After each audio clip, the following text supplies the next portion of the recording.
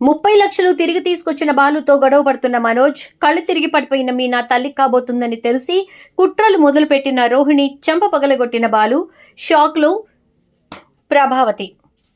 దంతా ఎలా జరిగింది? అసలు బాలు మీద మనోజ్ ఎందుకు గొడవ పడ్డాడు? మరి మీనా తల్లి కాబోతుందని తెలిసి రోహిణి ఎలాంటి కుట్రలు చేసింది? మరి బాలు రోహిణి చెంప ఎందుకు పగలగొట్టాడు? మరి ప్రభావతి ఎందుకు షాక్ అయింది?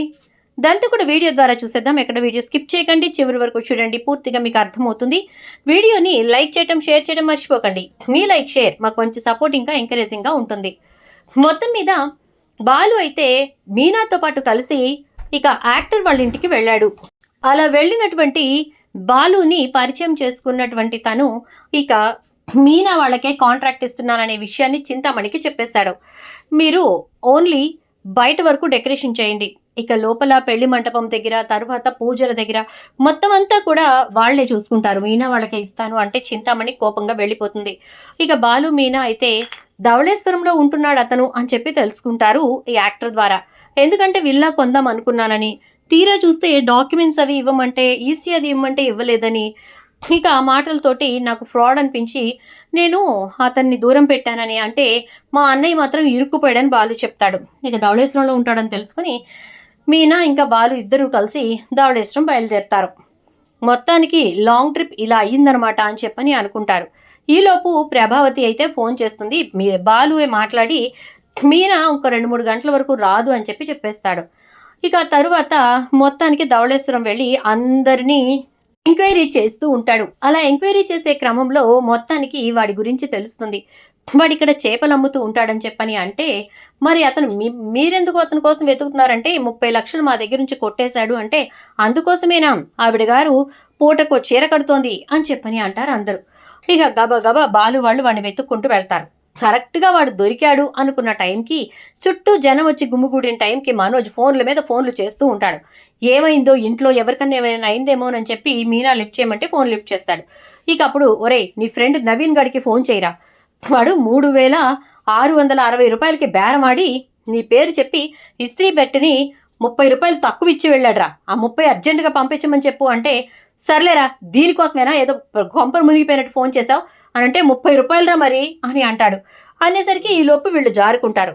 ఇక ఫోన్ పెట్టేసిన తర్వాత వాళ్ళు జారుకున్న విషయం తెలుసుకొని, ఛీ ఈ మనోజ్ గారి దరిద్రం మనకు కూడా అంటుకున్నట్టుంది, 30 రూపాయల కోసం మళ్ళీ 30 లక్షలు పోగొట్టాడు వీడు అని చెప్పి అనుకుంటూ ఇక మొత్తానికి వాళ్ళ కోసం వెతకడం మొదలు పెడతాడు బాలు. అలా వెతుకుతూ ఉండగా వాళ్ళు పారిపోతూ మొత్తానికి ఒక సందులో కనపడతారు. ఇద్దరు కూడా గబగబా వెళ్తూ ఉండేసరికి బాలు ఆ రోడ్డుకి ఎదురు నుంచి ఇంకో రోడ్డు ఉందని తెలుసుకుని గబగబా అటొచ్చి మొత్తానికి ఇద్దరిని, అంటే భార్యాభర్తలు ఇద్దరిని పట్టుకుంటాడు. పట్టుకునేసరికి ఇక ఇద్దరిని పిచ్చ కొట్టుడు కొడతారు. కొట్టిన తర్వాత మీనా అయితే ఆవిడ్ని చెంపలు వాయించేస్తుంది. నడవ్వే ముందు అని చెప్పేసేసి ఇక వాళ్ళ ఇంటికి తీసుకెళ్ళి డబ్బు తీయండి బయటికి అని చెప్పని అంటే, ఇక వాళ్ళైతే మా దగ్గర డబ్బేమీ లేదు అని చెప్పని అంటారు. ఆహా ఏమీ లేదా, తీస్తా బయటకు తీస్తా అని చెప్పేసేసి కుమ్ముడు కుమ్ముతారనమాట. ఇక దాంతో వాడైతే పెట్టె తీసి పెట్టెలో నుంచి 25 లక్షల రూపాయలు బయటకు తీస్తాడు. తీసేసరికి మిగతా 5 లక్షలేవి అని అంటే, మా ఆవిడ పట్టు చీరలు నగలు కొనుక్కుంది సార్ అని చెప్పని అంటాడు. అవునా, ఎవరి సొమ్ము ఎవరు కొనుక్కుంటారా, తీ బయటికి అని చెప్పని మళ్ళీ కొట్టేసరికి ఇక అడుగు నుంచి 10 లక్షలు బయటికి తీస్తాడు. ఈ 5 నాకు వడ్డీ, అర్థమైందా అని చెప్పేసి బాలు మొత్తం 35 లక్షలు తీసుకుంటే మీనా అంటుంది, మనకెందుకండి వాళ్ళ సొమ్ము, ఏదో పొట్ట పోసుకోవడానికి అదిగో చేపలు అమ్ముకు బతుకుతున్నారు, మనకెందుకు చెప్పండి, ఇచ్చేయండి అని చెప్పని అంటుంది. 5 లక్షలు వాడి మొఖాన్ని కొట్టి 30 లక్షలు తీసుకొని బాలు అయితే ఇంటికి బయలుదేరతాడు. అలా ఇంటికి బయలుదేరినటువంటి బాలు ఇంటికి వచ్చేసరికి మనోజ్ అయితే చాలా సీరియస్గా అటు ఇటు తిరుగుతూ ఉంటాడు. ఏంట్రా తెగ తిరుగుతున్నావు అంటే అందరూ కూర్చుని ఉంటారు. కూర్చుని ఉండేసరికి ఇక సత్యం అయితే, ఎరా బాలు వాడు 30 గురించి మాట్లాడాడట, నువ్వెందుకురా అంత సీరియస్ అయ్యావు, 30 అంటే ఏమన్నా తక్కువగా అనిపిస్తోందా నీకు అని అంటే, ఏంటి నాన్న అంటాడు. వాడు ఫోన్ చేసి 30 వసూలు చెయ్యి అని చెప్పాడంట కదా, మరి దాని గురించి నువ్వు తీసి పారేసేట్టు మాట్లాడావంటే ఏంటి అంటే, ప్రభావతి అంతేనండి, వాళ్ళకి డబ్బేం లెక్క ఉంటుంది, వీడికంటే ఇప్పుడు బుద్ధి వచ్చింది కాబట్టి డబ్బు గురించి జాగ్రత్త వచ్చి వాడు ఫోన్ చేసినట్టున్నాడు, దాన్ని కూడా వీడు తప్పు పడుతున్నట్టున్నాడు అని ప్రభావతి అంటుంది. హలో మీరందరూ ఏ 30 గురించి మాట్లాడుతున్నారు అని అనేసరికి, నవీన్ గారు ఇవ్వాల్సినటువంటి 30,000 గురించి అంటాడు సత్యం. ఏంటి, నవీన్ గడు 30,000 ఇవ్వాలా అంటాడు బాలు. నాన్న 30,000 కాదు నాన్న, 30 రూపాయలు అంటాడు మనోజ్. అయితే ఏంటి 30 రూపాయలా అనగానే ప్రభావతి వెంటనే ఏంటి 30 రూపాయలా అంటుంది. అవును అనగానే మరి అప్పటి నుంచి 30 అంటున్నావు కదరా అంటే నేను చెప్తుంది కరెక్టేగా 30 రూపాయలు అని అంటాడు. ఈడు ఇలాగేనమ్మా, ఇందాక ఆ 30 లక్షలకు కొట్టుకుపోయిన వాడు దొరికినట్టే దొరికి చేప జారినట్టు జారిపోయేలా చేసింది వీడే. ఏదో కొంపలు మునిగిపోయినట్టు ఫోన్ చేశాడు. ఏంటా అని లిఫ్ట్ చేస్తే ఈ 30 రూపాయల గురించే గొడవ. ఈలోపు వాడు జారి వెళ్ళిపోయాడు అనగానే అవునా, దొరికినట్టే దొరికి పారిపోయాడా బాచ్చా అని చెప్పేసేసి మనోజ్ అంటాడు. అనేసరికి అవునరా, నీతో పెట్టుకుంటే నీ దరిద్రం మాకంటిస్తావురా బాబు అని చెప్పని అనేసరికి రే నోరు అదుపులో పెట్టుకుని మాట్లాడు. నా దరిద్రం మీకు అంటించడం ఏంటి? నేను అదృష్టవంతుని కాబట్టే కల్పన వచ్చి తిరిగి నా డబ్బు నాకు ఇచ్చింది, ఇంకా 5 లక్షల పైన వడ్డీ వేసి అని చెప్పనంటే నీ మొఖానికి నువ్వు వసూలు చేసే రకానివేనా? దాన్ని చూసి చొంగ గార్చుకుంటూ కూర్చుని ఉండేవాడివి. అదిగో ఆ పార్లర్ అమ్మ కాబట్టి రాక్షసులా పడి ఆ డబ్బుని తిరిగి రాబట్టింది అని చెప్పని అంటాడు బాలు. ఇప్పుడు కూడా అంతే నాన్న, ఇప్పుడు ఆ 30 లక్షలు తీసుకుని వాడు ఎట్టుపోయాడోనని వెతికి వెతికి చచ్చాం అని చెప్పని అనేసరికి ఎంతకీ డబ్బు దొరికిందా అంటాడు. తీసుకొచ్చాంలే అని చెప్పనంటే ఏంటి 30 లక్షలు దొరికాయా అని చెప్పేసేసి రోహిణి అంటుంది. ఏ దొరకమనుకున్నావా? వాళ్ళతో కూడా ఏమైనా లాలూచి పెట్టుకున్నావా ఏంటి అని చెప్పని అనేసరికి ఏంటి బాలు నోటికి వచ్చినట్టు మాట్లాడతావు? దొరికాయా అన్నాను అంతే, పోన్లే మంచిదే కదా అని మనోజ్ని మోచేత్తో ఇలా పొడిచేసరికి ఆ డబ్బు ఇటివరా అని చెప్పని అంటాడు. ఏ డబ్బు ఎవరికి ఇవ్వాలి అని అనేసరికి అదే ఆ డబ్బు 30 లక్షలు నావే కదా ఇటివ్వు అని చెప్పని అంటూ ఉంటే ప్రభావతి వాడివే కదా ఇవ్వరా అని అంటుంది. వాడివా? ఎక్కడి నుంచి వచ్చాయి వాడికి అని చెప్పని అనేసరికి వాడు కష్టపడి షోరూమ్కి పగలనగా రాత్రనగా కష్టపడ్డాడు కాబట్టి అంటే హలో హోయమ్మ ప్రభావతమ్మ, ఒక విషయం మర్చిపోతున్నావు. 3 రోజుల క్రితం నాన్నని తీసుకెళ్ళి ఆ సీట్లో కూర్చోబెట్టినప్పుడు డిస్ట్రిబ్యూటర్లు వచ్చి సరుకు గురించి అడిగారు కదా, మాకు ఇంకా ఫర్నిచర్ పంపించలేదు అని. గుర్తులేదా? మర్చిపోయావా? ఈ డబ్బు వాళ్ళదే అనే విషయం మర్చిపోయావా అని అనేసరికి ఇప్పుడు ఏంట్రా ఈ డబ్బు వాళ్ళకి ఇచ్చేస్తావా అంటే లేదు, ఈ డబ్బు ముఖేష్కి కట్టి స్టాక్ తెప్పించి ఎవరి వాళ్ళకి పంపిస్తాను అని అంటాడు. ఒరే షాప్ చూసుకునేది నాన్న, నీ పెత్తనం ఏంటి అని అంటాడు మనోజ్. అయితే పెత్తనం ఎవరిదనేది కాదన్నయ్య, సరిగ్గా చేశారా లేదా అనేది కావాలి. నీ మొఖానికి ఆలోచన కూడా రాలేదు చూడు. డబ్బు నాది నాకు ఇవ్వు అంటున్నావు. నేను ఇవ్వాల్సిన స్టాక్ అలాగే ఉండిపోయింది, అది తెప్పించాలి ఇవ్వాలి అనే జ్ఞానం లేకోకుండా అనగానే బాలు అందులో 10 లక్షలు వచ్చిన లాభం, 20 లక్షలే డిస్ట్రిబ్యూటర్స్ డీలర్స్ దగ్గర తీసుకున్న డబ్బు అని చెప్పని అంటుంది. సరే నాన్న, ఇదిగో ఈ 20 లక్షల్ని జాగ్రత్తగా స్టాక్ తెప్పించడానికి వాడు, ఈ 10 లక్షలు లాభం అంటున్నాడు కాబట్టి వచ్చిన లాభాన్ని ముగ్గురికి సమంగా పంచు. మాకు దేనికో ఒక దానికి వస్తాయి, వాడికి రెస్టారెంట్ డబ్బులు పోగేసుకుంటున్నాడు కదా, వాటికి కలిసినా కలుస్తాయి అని అంటే సరే అయితే అని సత్యం అయితే 20 లక్షలు ఇక షాప్ అకౌంట్లో వేసేసుకుని మిగతా 10 లక్షల్ని ఇదిగో ఈ 3 నీకు, ఈ 3 లక్షలు నీకు, ఈ 3 లక్షలు నీకు, ఇక మిగిలిన 1,00,000 మా ఇద్దరికి అని చెప్పేసి అంటే 1,00,000 రూపాయలు మనకేనా అండి అనగానే మనకేనా అంటే మనకున్న అప్పు తీర్చాలి కదా బాలుకి, అందుకోసమే కదా నేను ఉద్యోగం చేస్తుంది అని అనేసరికి ఇప్పుడు ఇంకా అవసరం లేదు కదా, మీరు షాప్ చూసుకుంటున్నారుగా అని అంటే నోరు మూసుకుని ఉండు. ఇదిగోరా బాలు, నీకు ఇవ్వాల్సినటువంటి 3 లక్షల రూపాయల్లో 1,00,000 రూపాయలు జమ వేసేసాను అనగానే వాడికి 4 లక్షలు వెళ్ళి నాన్న అంటాడు మనోజ్. ఏ చేసిన అప్పు తీర్చడానికి నీకు తీరలేదు కదా, భుజానేసుకోమంటే నాకేం అవసరం, నాకేం సంబంధం అన్నావు కదా, మాట్లాడుకు అని అంటాడు. ఇక బాలు 4 లక్షలు పట్టుకొని డ్రైవింగ్ స్కూల్ ఒకటి ఖాళీ అవుతుందంట నాన్న, అందులో ఈ డబ్బు కట్టేసేసి డ్రైవింగ్ స్కూల్ హ్యాండ్ ఓవర్ చేసుకొని అది స్టార్ట్ చేద్దాం అనుకుంటున్నాను అంటాడు. మంచి ఆలోచన రా బాలు, ఒక్క రూపాయి కూడా వృధా పోకుండా దాన్ని ఎలా రూపాయికి రూపాయి చేయాలో నీకు బాగా తెలుసు అంటూ ఉండగానే ఇక రవి అయితే నాన్న ఇంకొక 10 లక్షలు అయితే నేను అనుకున్నట్టుగా రెస్టారెంట్కి కావాల్సినటువంటి అమౌంట్ రెడీ అవుతుంది, ఇంకా బాగా ఎక్కువగా పెట్టుకోవాలనుకుంటే ఇంకా కొంతకాలం వెయిట్ చేయాలి, లేదంటే మరొక 10 లక్షలు పోగయ్యాయి అంటే చాలు, ఇక రెస్టారెంట్ స్టార్ట్ చేయొచ్చు అని అంటే శృతి వెంటనే రవి నీకు విషయం చెప్పడం మర్చిపోయాను, ఒకళ్ళు కాంట్రాక్ట్ మీద సైన్ చేస్తే 3 years పాటు అడుగుతున్నారు, సైన్ చేస్తే ఇప్పుడే అడ్వాన్స్గా 5 lakhs ఇస్తామంటున్నారు రవి అని అంటే, వద్దు శృతి, ఇప్పటికే నువ్వు చాలా కష్టపడుతున్నావు. ఇప్పుడు కాంట్రాక్ట్ మీద సైన్ చేయటం అంటే ఇక వాళ్ళు ఎడా పెడా నిన్ను ఇబ్బంది పెడుతూ ఉంటారు. నువ్వు మరీ అంత కష్టపడటం నాకు ఇష్టం లేదు. ఏదో నీకు ఇది ప్యాషన్ కాబట్టి, దానికి తోడు రెస్టారెంట్ విషయంలో నా చేయి కూడా ఉండాలి అని చెప్పని అంటున్నావు కాబట్టి నేను ఒప్పుకుంటున్నాను, సరేనా అని చెప్పని అంటాడు. సరే అయితే ఓకే, థ్యాంక్ యూ అని చెప్పని అంటుంది. ఇక మనోజ్ 3 లక్షలు నాన్నిచ్చారు కదా, ఈ డబ్బులతోటి మనం శుభ్రంగా ఫస్ట్ వెళ్ళి రెస్టారెంట్లో మంచి ఫుడ్ తినాలి రోహిణి, తిని ఎన్ని రోజులైందో అని అంటే, ఛీ నీ బతుకు తగలయ్యా, ఎప్పుడూ ఇంతేరా నువ్వు. వాళ్ళిద్దరూ ఈ రూపాయిని ఇంకో రూపాయి ఎలా చేయాలని ఆలోచిస్తుంటే వీటితోటి వెళ్ళి బిర్యానీ తిందాము, ఏసీ రూమ్లో పడుకుందాము, ఇవేనా నీ ఆలోచనలు అని ప్రభావతి తిడుతుంది. ఇక అయిపోయిన తర్వాత మనోజ్ అయితే అది కాదమ్మా అని చెప్పని ఏదో చెప్పబోతుంటే నోర్మై అని చెప్పని ప్రభావతి విసుక్కుంటుంది. అలా విసుక్కుంటున్నటువంటి ప్రభావతి వంక చూస్తూ అది కాదమ్మా అని ఇంకేదో చెప్పబోతుంటే చిన్నోర్మై అని చెప్పి వెళ్ళిపోతుంది. ఇక ఇదంతా అయిపోయిన తర్వాత మీరా అయితే వంటగదిలోకి వెళ్ళి అందరికీ పాయసం చేస్తూ ఉంటుంది.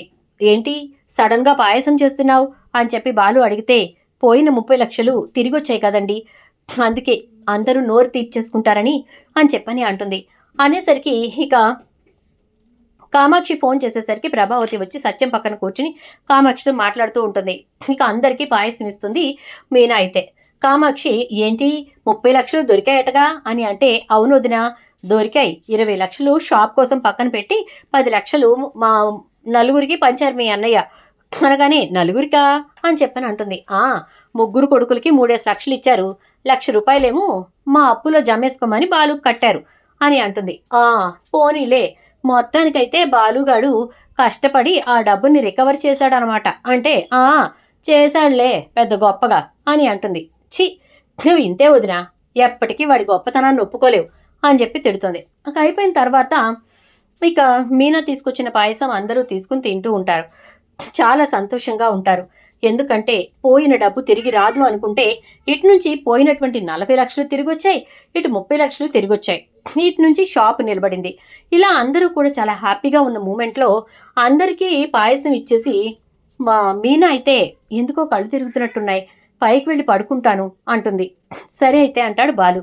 ఇక 2 అడుగులు మెట్ల వైపు వేసి గిర్రను తిరిగి కింద పడిపోతుంది మీనా. ఒక్కసారిగా అందరూ షాక్ అవుతారు. గబగబా మీనాని తీసుకొచ్చి సోఫాలో కూర్చోపెట్టి నీళ్లు ముఖం మీద చిలకరిస్తాడు బాలు అయితే. చిలకరించేసరికి ఇక మీనా కళ్ళు తిరుగుతున్నట్టుగా ఉన్నాయండి అని చెప్పని అంటుంది. శృతి అంటుంది, బాలు ఎందుకన్నా మంచిది హాస్పిటల్కు తీసుకెళ్ళొచ్చు కదా, ఎందుకో ఈ 1 వీక్ నుంచి గమనిస్తున్నాను మీనా కొంచెం నీరసంగానే కనిపిస్తోంది అని చెప్పని అనేసరికి, ఇంత చిన్నదానికి హాస్పిటల్కి ఎందుకు, కాసింత జీలకర్ర ధనియాలు కలిపి నవిలితే పైత్యం అదే పోతుందిలే అని చెప్పని అంటే, అసలు అది పైత్యమో లేకపోతే ఇంకేమన్నానో నీకు మాత్రం ఏం తెలుసు ప్రభా, ఎందుకు అనవసరంగా తీసుకెళ్ళనివ్వండి అని చెప్పని అంటే, సరే అయితే నాకెందుకులే, ఎవరి డబ్బు ఎవరి దండగ చేసుకుంటే నాకెందుకు అని అంటూ ఉంటుంది. ఈలోపు ఇక బాలు అయితే మీనాని తీసుకుని హాస్పిటల్కి వెళ్తాడు. సుమతికి ఫోన్ చేసి అపాయింట్మెంట్ తీసుకుంటారు. ఇక హాస్పిటల్కి వెళ్ళిన తర్వాత అక్కడేమో డాక్టర్ మీనాని చెకప్ చేసి, ఈవిడకి అసలు బలం ఎక్కడుంది, బ్లడ్ కూడా సరిగ్గా లేదు అని అంటూ ఉంటే, రక్తహీనత వల్ల కళ్ళు తిరిగినాయా డాక్టర్ అనగానే, కాదు తన రక్తాన్ని దారబోసి ఒక బిడ్డకు జన్మనివ్వబోతోంది కాబట్టి కళ్ళు తిరిగినాయి అంటుంది. అంటే డాక్టర్ మీరు అంటుంది నాకు అర్థం కాలేదు అని చెప్పని అంటే, ఏం అర్థం కాలేదు, మీరు తండ్రి కాబోతున్నారు, మీ భార్య తల్లి కాబోతుంది అనగానే ఒక్కసారి బాలు అయితే చాలా హ్యాపీగా ఫీల్ అవుతాడు. ఒరే బుడ్డోడా ఇంకొంతకాలం ఆగొచ్చు కదరా, ఇంత గబగబా వచ్చేస్తానంటున్నావేంటి అని అంటూ ఉంటే, హలో మిస్టర్ ఏంటి అంటుంది డాక్టర్. ఏం లేదు మేడం, ఏం లేదు అంటూ, మందులవి రాసివ్వండి మేడం, జాగ్రత్తగా వాడిపిస్తాను మా పూలగంపతో అంటాడు. ఇక మందులన్నీ రాసిచ్చిన తర్వాత అక్కడి నుంచి బయలుదేరి ఇంటికి వెళ్తూ బూరలు కొంటాడు, బొమ్మలు కొంటాడు. ఇక అన్ని కారు నిండా కట్టేసుకుని ఇంటికి వెళ్తాడు. ఇంటికి వెళ్ళేసరికి ప్రభావతి అయితే, ఏంటి ఎవరిదో పెళ్లి కారు వచ్చినట్టుంది అని అంటుంది. అనేసరికి, పెళ్లి కారు కాదు మా అమ్మావతి అంటాడు. ఏంటే మా అమ్మావత అనగానే, నానమ్మావతి తాతయ్య గారు అని చెప్పి పిలుస్తూ ఉంటే, ఏమైందిరా నీకు అని అంటే, డాక్టర్ గారు అలాగే చెప్పారు, నేను తండ్రిని కాబోతున్నానని, మీనా తల్లి కాబోతుందని. మరప్పుడు మీరు తాతగారు, మా అమ్మావతి గారు నానమ్మ గారు అవుతారు కదా, అందుకే కార్ని కూడా డెకరేట్ చేసి తీసుకొచ్చాను అంటాడు. ఒక్కసారిగా ప్రభావతి గుండెల్లో బండరాళ్ళు పడిపోతాయి. ఏంటి, మీనా తల్లి కాబోతుందా అని అంటుంది. ఏంటి, ఏదో పెద్ద ఉపద్రవం వచ్చినట్టు నోరంతా అలా వెళ్ళబెట్టావు అని అనేసరికి, ఆ నోరు వెళ్ళబెట్టడానికి కారణం నాకు తెలుసు బాలు అంటుంది శృతి. ఏంటి డబ్బుడమ్మా అని చెప్పని అనేసరికి, ఏముంది, ఇప్పుడు అమ్మమ్మ గారు ఆస్తి మొత్తం మీకు రాస్తారు కదా, అందుకోసం అని. కానీ అదే అయ్యుంటుంది అని చెప్పేసేసి సత్యం కూడా అంటాడు. ఇక మనోజ్ రోహిణి అయితే మోకాలు చిన్నబుచ్చుకుంటారు. ఇక ఆ రోజు నుంచి రోహిణి ఒకదాని తర్వాత ఒకటి మీనా ప్రెగ్నెన్సీ పోగొట్టడానికి ప్లానింగ్స్ చేస్తూనే ఉంటుంది. చివరాఖరికి సుగుణమ్మతో మాట్లాడుతుంది. మీనా కడుపు పోవాలి అంటే మన ఊర్లో శాస్త్రి గారు ఇచ్చే మందే కావాలి, నువ్వు వెళ్ళి ఊర్లోంచి ఆ మందు తీసుకురా అంటుంది. ఇక సుగుణమ్మకి చాలా కోపం వచ్చి రోహిణి చెంప చెల్లును పగలగొడుతుంది. ఛీ, నువ్వు అసలు మనిషివేనటే అని చెప్పని అంటే, అమ్మా ఏంటిది అని చెప్పని అంటుంది. నీ ముఖానికి ఎలాగూ మాతృత్వం విలువ తెలీదు, ఇంకా పైపెచ్చు ఆ పిల్ల కడుపుతో ఉంటే పోగొట్టే మందు తీసుకురమ్మని చెప్పి నాకే చెప్తావా? ఛీ, నీలాంటిది నా కడుపుని ఎలా పుట్టిందో అర్థం కావట్లేదు అని చెప్పని సుగుణమ్మ తిట్టేసరికి ఇక రోహిణి విద్య దగ్గరికి వెళ్తుంది. విద్య దగ్గర కూర్చొని, మీనాకి ప్రెగ్నెన్సీ పోగొట్టాలి, వెళ్ళి మందు తీసుకురమ్మంటే మా అమ్మ నా చెంప పగలగొడుతుంది అంటే నాకు అర్థం కావట్లేదు అంటే, మీ అమ్మ చెంప మాత్రమే పగలగొట్టూరుకుంది, బాలుకు తెలిస్తే నిలువునా నరికేస్తాడు అని అంటుంది. తెలిసేలా చేస్తావా ఏంటి అని చెప్పని అంటే, నువ్వు తెలిసేలా చెయ్యవు, కానీ బాలు తెలుసుకుంటాడు, అది తెలిసిన విషయమేగా, చూసావుగా, నిన్నగాక మొన్నేగా 30 లక్షలు రికవర్ చేసి తీసుకొచ్చాడు, అది బాలు సత్తా, అర్థమవుతుంది కదా అని అంటూ ఉంటే, ఇక నువ్వు కూడా వ్యతిరేకంగానే మాట్లాడుతున్నావు అని చెప్పేసి ఇంటికి వెళ్ళిపోతుంది. అలా వెళ్ళినటువంటి రోహిణి మీనాను ఎలా అయినా సరే ఇబ్బంది పెట్టాలి అని, మీనా ప్రెగ్నెన్సీ పోయేలా చెయ్యాలి అని చెప్పేసి ఆలోచన చేసి మీనాకి స్వీట్స్ తీసుకొచ్చి పెడుతుంది. ఆ స్వీట్స్లో బాగా వేడి చేయటం కోసం అని చెప్పేసి ఎక్కువగా కుంకుమ పువ్వు వేసి ఇచ్చేస్తుంది. ఇక స్వీట్ తిన్నటువంటి మీనా కడుపు నొప్పి అంటూ చాలా బాధపడుతూ ఉంటుంది. ఇక అలా బాధపడుతూ ఉండేసరికి హాస్పిటల్కి తీసుకెళ్తే ఈవిడికి బాగా వేడి చేసి తిన్నట్టున్నారు. ముందైతే నేను టాబ్లెట్స్ ఇస్తాను, పెయిన్ తగ్గుతుంది, లోపల బేబీకి ఎలాంటి ఇబ్బంది లేదు, స్కాన్ చేసి చూశాను, ఇకపై మాత్రం జాగ్రత్తగా తీసుకోండి ఫుడ్ అని చెప్పేసరికి, ఏం తిన్నావు మీనా అంటే, రోహిణి తీసుకొచ్చి ఇచ్చిన ఫుడ్ తిన్నానండి, అదే స్వీట్స్ తిన్నాను అంటుంది. ఇక ఇంటికి వెళ్ళిన తర్వాత బాలు అయితే ఏదా స్వీట్ బాక్స్ అంటే, ఇక ఆ స్వీట్ బాక్స్ ఓపెన్ చేసి చూసేసరికి అందులో లడ్డూలు ఉంటాయి. అవి ఓపెన్ చేసి అంటే ఒక్కొక్కటి ఓపెన్ చేసి చూస్తాడు. ఒక్కొక్క దాంట్లో మధ్యలో కుంకుమ పువ్వు దట్టంగా పెట్టేసి ఉంటుంది. అది చూసిన బాలు ఒక్కసారిగా షాక్ అవుతాడు. ఏం డబ్బు పార్లర్ అమ్మా, కడుపు కడుపులో ఉన్న బిడ్డ ఎర్రగా బొర్రగా పుట్టాలి అంటే కుంకుమ పువ్వు తింటారు, కానీ కడుపు పోగొట్టడానికి కూడా కుంకుమ పువ్వు వాడతారా, నాకు తెలీదు అనగానే, ఏంటి బాలు ఏమంటున్నావు నువ్వు అంటే, ఏ స్వీట్ల నిండా అంతంత కుంకుమ పువ్వు కుక్కావేంటి అని అంటే, నేను కుక్కడం ఏంటి, అవి అలాంటి స్వీట్సే, కుంకుమ పువ్వు తింటే మంచిదని కొనుక్కొచ్చాను అని అంటుంది. అవునా, వాటిని కట్ చేసి చాలా జాగ్రత్తగా మధ్యలో కుంకుమ పువ్వు పెట్టి మళ్ళీ వాటిని చుట్టేసినట్టుగా క్లియర్గా తెలుస్తోంది, ఇంకా ఎందుకు బుకాయిస్తున్నావు, ఆ కుంకుమ పువ్వు వల్ల వేడి చేసి నా భార్యకు ప్రెగ్నెన్సీ పోవాలనే కదా ఇదంతా చేశావు అని అంటూ ఉంటే ఒక్కసారిగా సత్యం షాక్ అవుతాడు. శృతి రవి కూడా షాక్ అవుతారు. మీనా అయితే ఎందుకు రోహిణి నీకు నా మీద అంత కోపం, అంత పగ అని చెప్పని అంటూ ఉంటే, ఏం మాట్లాడుతున్నావు మీనా, పిచ్చి పిచ్చిగా మాట్లాడుకో అని చెప్పేసి రోహిణి కొంచెం ఫైర్ అవుదామని చూసేసరికి బాలు రోహిణి చెంప చెడుని పగలగొడతాడు. చెడు, ఒక పదార్థంలో మంచి ఉంటుంది, చెడు ఉంటుంది, చెడుగా వాడితే చెడు జరుగుతుంది, మంచిగా వాడితే మంచి జరుగుతుంది. కుంకుమ పువ్వు ఎలా వాడితో గర్భం పోతుందో నీకు తెలుసు కాబట్టే అది తీసుకొచ్చి వాడావు, అసలు నా భార్య కడుపులో ఉన్న బిడ్డను చంపాలని ఎందుకు అనుకున్నావు చెప్పు అని చెప్పేసి చాలా సీరియస్గా అనేసరికి ఇక రోహిణి అయితే, అది ఏం కాదు బాలు, నేను మంచిదని తీసుకొచ్చాను అంతే అంటూ ఉండేసరికి ఇక రోహిణి చెంప చెడున పగలగొట్టి, ఇంకొకసారి నా భార్య దరిదాపుల్లోకి వచ్చావంటే చంపేస్తాను జాగ్రత్త, అమ్మ పెట్టదు అడుగు తినానివ్వదు అని నీ ముఖానికి నువ్వు సరిగ్గా లేవు, పైపెచ్చి ఎదుటి వాళ్ళ జీవితాలను కూడా నాశనం చేయడానికి తయారయ్యావు అని చెప్పి తిట్టేసరికి ఇక ప్రభావతి అయితే, ఎందుకు రోహిణి ఇలాంటి పని చేసావు, చేతనైతే నీ వల్ల అయితే నీకు సత్తా ఉంటే ఒక బిడ్డని కను, అంతేకాని బిడ్డని కంటన్న వాళ్ళ గర్భాలు పోగొట్టడం కాదు అని చెప్పి తిట్టి వెళ్ళిపోతుంది. ఫస్ట్ టైం అనుకుంటా అమ్మావతి మీనాకి సపోర్ట్గా మాట్లాడింది అంటాడు బాలు. ఇక మనోజ్ అయితే రోహిణి వంక చూస్తూ, చిచి నువ్వు ఇలాంటి మనిషి అనుకోలేదు, ఎందుకు నీకు మరీ అంత ఇది, వాళ్ళు కంటే కన్నారు, వీలైతే మనం కందాం, లేదంటే వద్దు, అంతేకాని వాళ్ళు ప్రెగ్నెంట్, ఆ అమ్మాయి ప్రెగ్నెంట్ అని తెలిసి ఆ అమ్మాయి కడుపు పోగొట్టాలని ఎందుకు ప్లాన్ చేసావంటే ఏంటి ఈ మధ్య నీకు మీనా మీద బాగా ఇంట్రెస్ట్ పెరుగుతున్నట్టుంది అని రోహిణి మాట్లాడేసరికి మనోజ్కి కోపం వచ్చి రోహిణి చెంప కూడా చెల్లును పగల కొడతాడు. ఒక్కసారిగా రోహిణి షాక్ అయిపోతుంది. చూద్దాం ఏం జరుగుతుందో. వీడియో నచ్చితే లైక్ చేయండి, వీడియోని షేర్ చేయండి, ఛానల్ సబ్స్క్రైబ్ చేసుకోండి, పక్కనే బెల్ ఐకాన్లో ఆల్ ట్యాప్ చేయండి.